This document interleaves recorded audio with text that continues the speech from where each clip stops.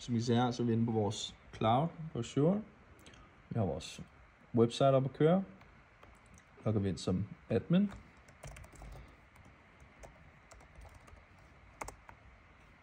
Bum. Inde på dashboardet kan vi se adgang til vores database. Vi kan se alle medlemmerne. Hvis vi tager et medlem her, Mathilda Carlsen, går ind i update member, skriver ID ind, ændrer først navn til Mads, update member, tilbage og tjekker, Mads Carlsen, går ind i delete member, skriver licens-ID igen, delete member, og er nu væk. Yes, det virker.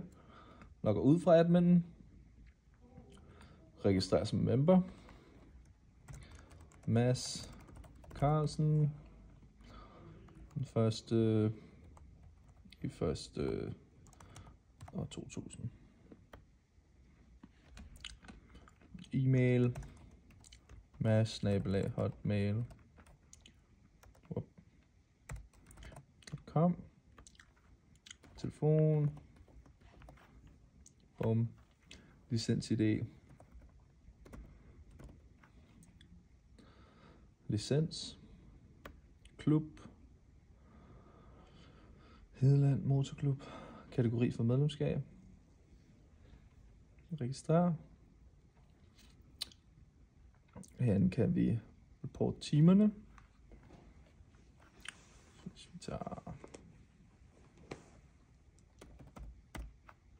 licens-ID, så 10 timer. Report. Så hvis vi logger ind på vores admin account igen. Dashboard. Kan vi se, at Mads Carlsen der er blevet oprettet. Mads ting. Oprettet som inaktiv. Så vi skal gøre ham aktiv. Gå ind i update member. 6010. Sætter ham som aktiv. Update. Gå ind og kigge igen.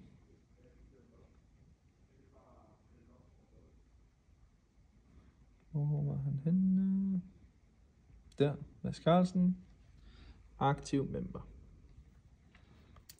Så var vi inde i før at oprette timer for hans 10 timers arbejde. Pending, approve, reject. Så rejecter vi dem, trykker confirm. Bum. Og sidst, men ikke mindst, har vi vores scannerside, som vi har herover på en separat lokalcomputer, så vi scanner